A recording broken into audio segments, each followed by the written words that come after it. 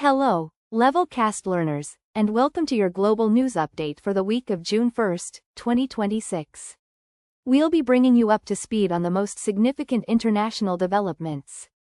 News 1 of 26. First, we turn our attention to Nigeria, where a severe bandit crisis has escalated dramatically, becoming increasingly brutal and audacious. This complex situation is attributed to deepening conflicts over land and resources.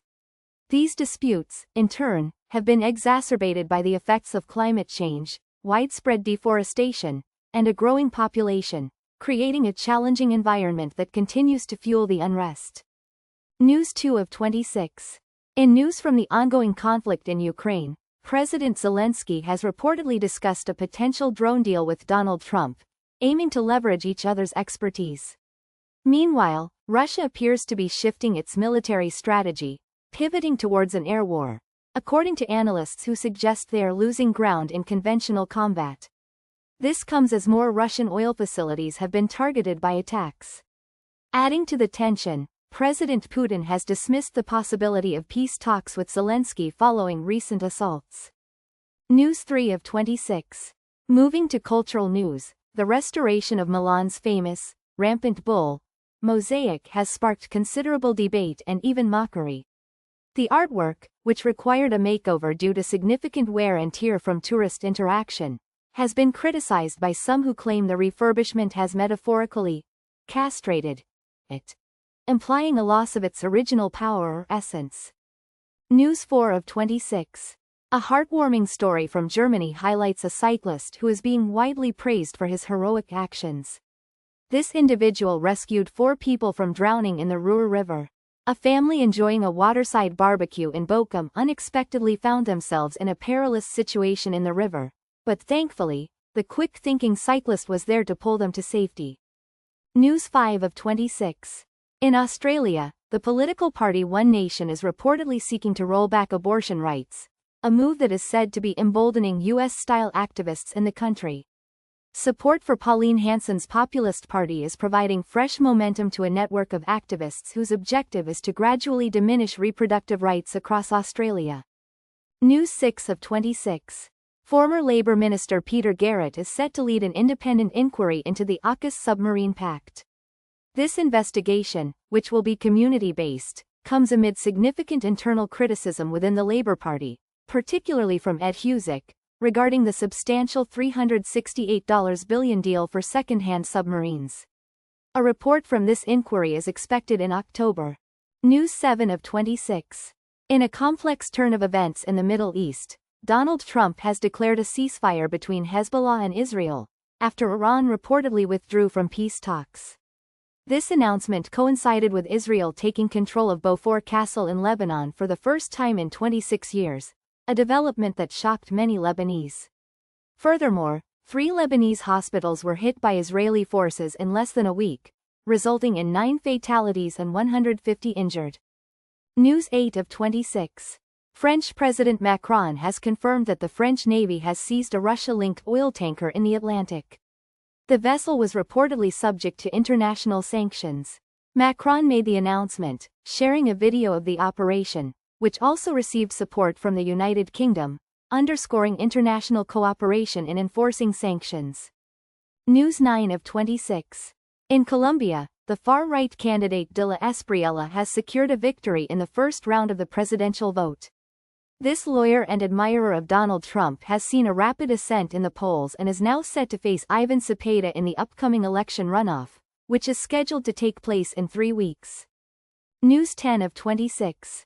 Amidst contemporary debates in Britain about who truly belongs in the country, particularly from far-right perspectives, the compelling story of Fritz Lustig offers a powerful counter-narrative. Lustig, a German refugee, was initially jailed as an enemy alien in 1939 but later became a vital part of a secret military intelligence unit, working as a secret listener against the Nazis. News 11 of 26. Mexican President Sheinbaum has issued a firm message to the U.S. envoy, instructing them to refrain from interfering in Mexican politics. This directive followed a post by Ron Johnson concerning a drug trafficking dispute. The Mexican president emphasized that ambassadors should avoid involvement in the political affairs of the host country. News 12 of 26. Marco Rubio has claimed that a nuclear deal with Iran is within reach, despite Tehran having declared an end to peace talks. Concurrently, Donald Trump's war-focused messaging is reportedly failing to sway American public opinion or even gain the full backing of their representatives, with some Republican lawmakers expressing dissatisfaction with his stance. News 13 of 26. The government of Nauru has issued a rare statement following serious allegations made by a whistleblower regarding violent threats against Australia's non-citizens held on the island. The Nauruan government stated that its citizens are friendly, responding to an MP who spoke of the grave threats allegedly made against former detainees, which were brought to light by the whistleblower's claims. News 14 of 26. The son of the deposed Shah, Reza Pahlavi, finds himself in a difficult position as some of his supporters publicly praise the Shah's once dreaded secret police, SAVAK. This far-right admiration for the controversial organization has compelled Pahlavi to distance himself from SAVAK, as he navigates the complexities of his political standing. News 15 of 26. Mexico is grappling with a significant rise in deadly extortion, characterized by kidnappings, threats, and the imposition of protection fees. This widespread criminal activity, affecting all segments of society, is compounded by corrupt police. The president has vowed to tackle this pervasive issue, which sees even shopkeepers forced to pay gangs. News 16 of 26. Ukrainian drones have struck targets in St. Petersburg, including energy and military sites, coinciding with the opening of the Russian Davos Economic Forum where President Putin is slated to speak. Furthermore, a Russian drone reportedly hit a building storing spent nuclear fuel near Chernobyl, an act President Zelensky condemned as extremely vile and deliberate. News 17 of 26. A British couple, Craig and Lindsay Foreman, who were sentenced to 10 years in February on charges of alleged espionage in Iran, have now lost their appeal against their convictions. This decision means their lengthy prison sentences will stand, following the rejection of their challenge to the initial ruling. News 18 of 26. As the first heatwaves of the season sweep across Europe, concerns are mounting about the continent's preparedness for extreme heat. The current situation reveals that governments across Europe are still ill-equipped to adequately protect their populations from increasingly dangerous temperatures, highlighting a critical need for more robust strategies. News 19 of 26. In Jamaica, a police officer named Andrew Wilson has been charged with murder following the shooting of a woman, Latoya Bolgen, during a protest. The incident occurred as Bolgen participated in a demonstration concerning another police shooting that had taken place just days earlier. Wilson has since appeared in court regarding the charge. News 20 of 26. A delegation of Chagos refugees visiting Britain is urging the UK to finalise the handover of the islands to Mauritius. They assert that the issue has become hijacked within the halls of politics, suggesting that political maneuvering is delaying what they believe should be a straightforward and rightful transfer of sovereignty. News 21 of 26.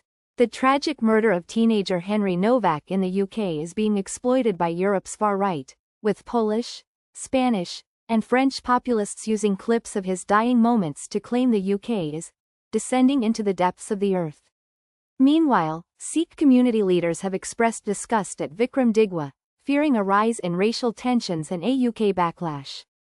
News 22 of 26. Kuwait and Bahrain have reportedly been targeted by Iran following an exchange of fire with the United States. This escalation occurred after Washington shot down drones and struck Iranian radar sites, leading to retaliatory actions from Iran against American bases located in these Gulf states. News 23 of 26. China is actively seeking to suppress independent cinema, yet young filmmakers in the country remain undaunted. In China, unless a film receives the Dragon Seal approval from communist state officials, it is strictly prohibited from being released, posing a significant challenge for those wishing to create outside the state-controlled system. News 24 of 26. Chinese President Xi Jinping is scheduled to meet Kim Jong-un in North Korea, with the aim of revitalizing the relationship between their two nations. The China-North Korea relationship has faced strain, particularly due to a decline in trade during the pandemic and Pyongyang's increasingly close ties with Russia. News 25 of 26. Kyiv is currently hosting a literary festival, Book Arsenal, amidst the ongoing war, featuring air raid alerts and frontline memoirs. Visitors are flocking to the event in Ukraine's capital, where wartime writing has taken center stage, offering a powerful reflection of the conflict's impact on culture and individual experience. News 26 of 26. Two left-wing U.S. commentators, Cenk Uygur and Hassan Piker, were refused entry to the UK by the Home Office on the grounds that their visit was not conducive to the public good. As a result, they addressed the Oxford Union remotely, circumventing the travel ban to deliver their planned speeches. That concludes today's Level Cast news briefing. Keep expanding your English vocabulary and understanding of global events. Until next time, keep learning.